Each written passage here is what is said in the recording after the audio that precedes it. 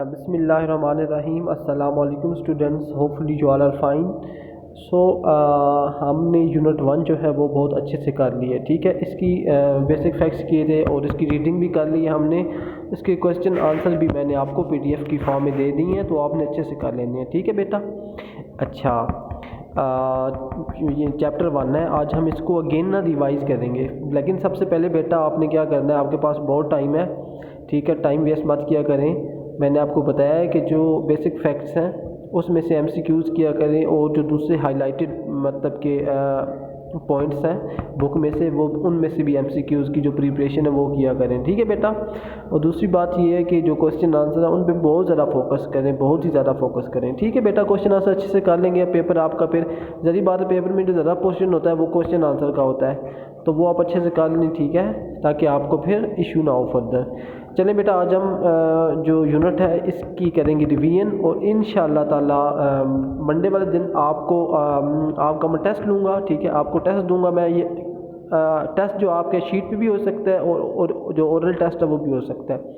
आपने हर तरह से इसकी तैयारी करनी है। ठीक है, बी प्रीपेयर्ड ऑलवेज। अच्छा बेटा, हमने पढ़ा था सेल टिश्यूज़ एंड ऑर्गन। हमने क्या किया था कि हमने ये पढ़ा था कि सबसे पहले सेल्स हम पढ़ेंगे। सेल हमने ये पढ़ा था कि जो तमाम लिविंग ऑर्गेनिज्म है, उनमें प्लांट होते हैं, एनिमल्स होते हैं, वो सारे स्मॉल टाइनी यूनिट से मिलके बने हैं। ठीक है, जिसमें ठीक है, और जिनको स्मॉल टाइनी यूनिट्स होते हैं जिनको हम सेल कहते हैं। ठीक हो गया बेटा। अच्छा, फिर हमने क्या पढ़ा था, स्ट्रक्चर ऑफ प्लांट सेल पढ़ा था। उसमें फिर हमने सेल वॉल पढ़ा था, सेलुलोज पढ़ा था, साइटोप्लाज्म पढ़ा था। ठीक है, ये सारी चीज़ें हमने क्या की थी, इसमें डिस्कस की थी। मैं आपको मेन बताऊंगा ताकि थोड़ा सा रिफ़्रेश हो जाए आपके माइंड में। अच्छा, आपने क्या करना है कि एक हाईलाइटेड पॉइंट बेसिक फैक्ट्स पढ़ने हैं, इनमें से आपने अच्छे से एमसीक्यूज़ बना लेने हैं, दूसरा क्वेश्चन आंसर कर लेने हैं। ठीक है बेटा। और ये जब आप करेंगे रीडिंग तो आपके एमसीक्यूज़ जो हैं वो कवर होंगे। ठीक है बेटा। हम जो अगली क्लास होगी वो इंशाल्लाह ताला हमारी जूम पे होगी, तो फिर जूम पे अगर आपका कोई क्वेश्चन हुआ तो फिर आप मुझसे पूछ लीजिएगा। ठीक है बेटा। अच्छा, सेल पढ़ा था, फिर हमने टिश्यूज़ पढ़े थे, और सेल में हमने सेल का फंक्शन भी पढ़े थे सेल्स के। और हमने ये पढ़ा था जो सेल है उसमें क्या क्या होता है। हमने पढ़ा साइटोप्लाज्म होता है। ठीक है, और उसके बाद उसमें ऑर्गेनेलीज होते हैं, और मेन चीज़ हमने पढ़ी थी कि उसमें क्या होता है, उसमें न्यूक्लियस होता है जो सारा फंक्शन जो है उसको क्या करता है, मैनेज करता है। ठीक है, न्यूक्लियस सेल के अंदर। उसके बाद हमने पढ़ा था प्लांट सेल का जो स्ट्रक्चर है वो।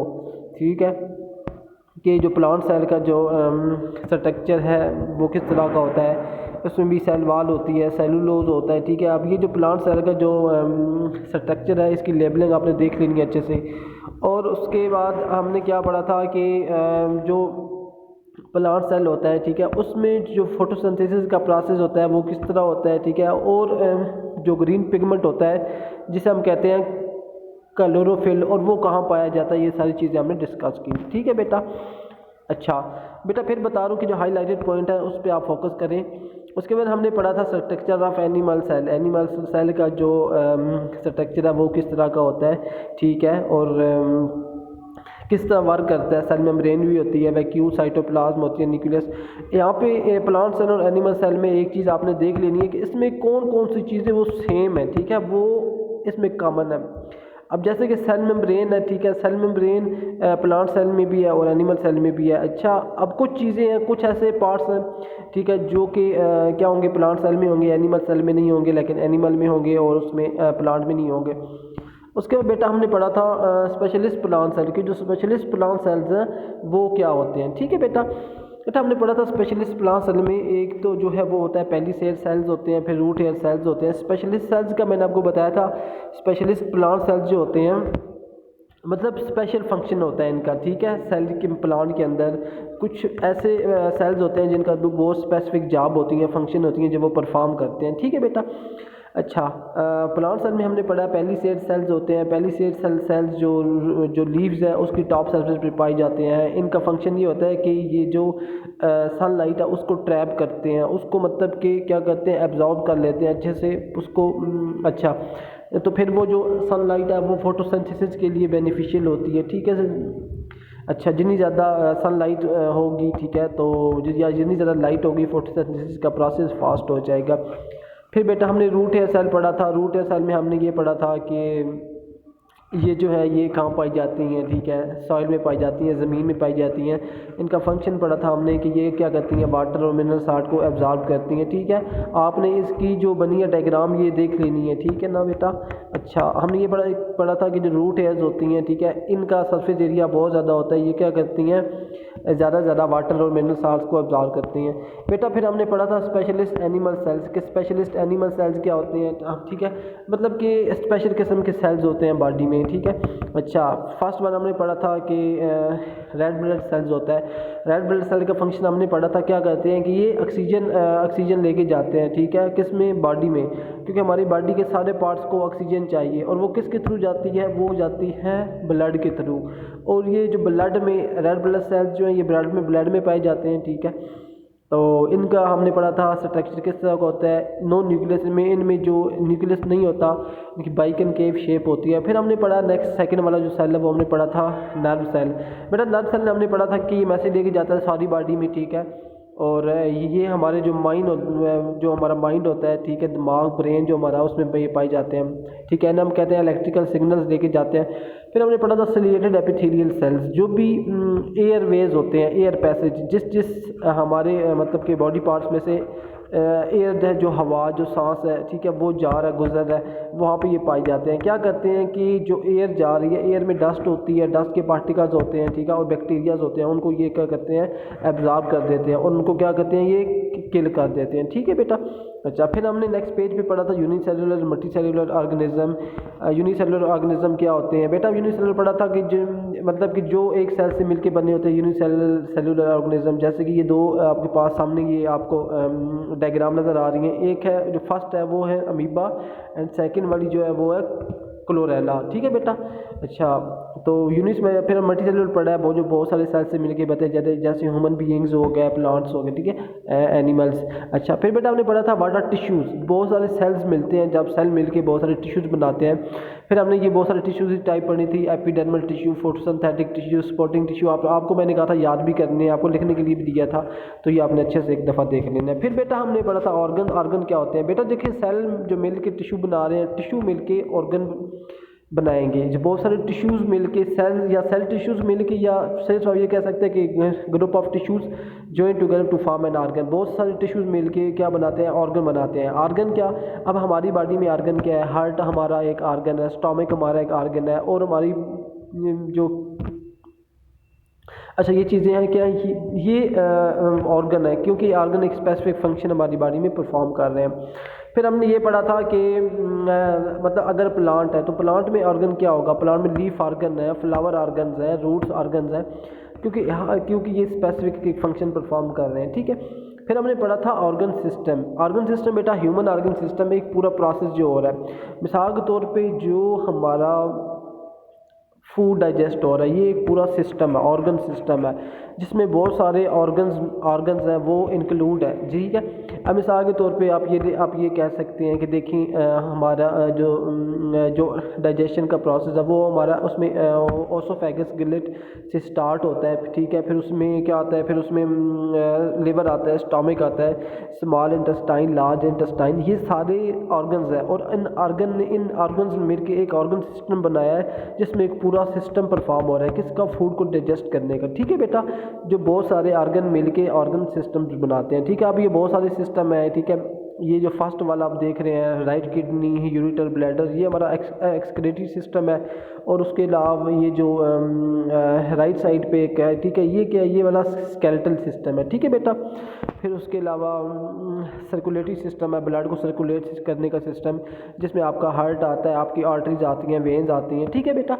अच्छा, ये सारे सिस्टम आपने देख लेने हैं, ठीक है बेटा। फिर हमने पढ़ेंगे प्लांट ऑर्गन जो है वो क्या होता है बेटा। प्लांट जो ऑर्गन्स हैं उसमें देखिए, प्लांट ऑर्गन भी वो बहुत सारे ऑर्गन्स होते हैं प्लांट में जो डिफरेंट फंक्शन परफॉर्म कर रहे हैं। फ्लावर्स का एक अलग फंक्शन होता है, ठीक है। ये क्या करता है, ये पोलिनेशन करता है, फर्टिलाइजेशन करता है, जिससे बीज बनता है, और ये सारा प्रोसेस जो होता है। फिर स्टेम होता है, स्टेम का क्या फंक्शन होता है कि ज़मीन से, ठीक है, या रूट से, ठीक है, वाटर मिनरल साल्ट को एब्जॉर्ब करता है। उसके अलावा लीव्स होते हैं, लीव्स का फोटोसिंथेसिस का प्रोसेस होता है लीव्स में, ठीक है। और लीव्स की टॉप सरफेस पे क्या होता है कि ग्रीन पिगमेंट होता है क्लोरोफिल, जो फोटोसिंथेसिस के लिए यूज़ होता है। उसके बाद रूट्स पढ़ा था, रूट्स का क्या फंक्शन होता है, मिनरल साल्ट वाटर एब्जॉर्ब करती हैं। फिर हमने सेल टिश्यूज़ ऑर्गन के बारे में पढ़ा था कि बहुत सारे सेल्स मिलकर टिश्यूज़ बनाएंगे, टिश्यूज़ मिलकर ऑर्गन्स बनाएंगे, ठीक है। पहले देख रहे हैं ये वाला जो नीचे सेल है, ये सिंगल पेलिसेड सेल है, फिर उससे मिलके पे क्या बना है, पेलिसेड टिश्यू बना है। पेलिसेड टिश्यू बन के एक पूरा लीफ का हिस्सा बन के, लीफ का हिस्सा बन के एक पूरा प्लांट बन गया, जिसमें बहुत सारा जो ऑर्गन सिस्टम बन गया, सिस्टम परफॉर्म हो गया, ठीक है बेटा, यही चीज़ है बेटा। फिर हमने पढ़ा था कि जो छोटे सेल्स होते हैं, ऑर्गन्स होते हैं, छोटे टिश्यूज़ होते हैं, इनको हम कैसे मतलब कि देख सकते हैं, इनका जो जायज़ा हम कैसे ले सकते हैं, इनको एग्जामिन कैसे कर सकते हैं, ठीक है बेटा। तो हमने ये पढ़ा था कि हम उसके लिए क्या करते हैं, माइक्रोस्कोप यूज़ करते हैं। जो माइक्रोस्कोप होती है, ठीक है, मतलब कि लाइट माइक्रोस्कोप, वो क्या करती है कि किसी भी चीज़ को क्या करती है, मैग्नीफाई या इनलार्ज करके दिखाती है। आप इस डेफिनेशन ये कह सकते हैं, the enlargement of a small object is called light microscope. The instrument which is used for the enlargement of large small object is called light microscope, ठीक है बेटा। और इसमें लाइट यूज़ होती है। उसके अलावा इसमें मैंने आपको बताया था कि व्हाट इज़ मैग्नीफिकेशन पावर। बेटा मैग्नीफिकेशन पावर की डेफिनेशन भी आपके एग्ज़ाम में आ सकती है। मैग्नीफिकेशन पावर की ये थी कि जो मैग्नीफिकेशन पावर होती है कि किसी भी चीज़ को कितना बड़ा करके माइक्रोस्कोप दिखा सकती है, वो उसकी मैग्नीफिकेशन पावर होती है, ठीक है। ये डेफिनेशन आपको मैं दिखवा दूंगा।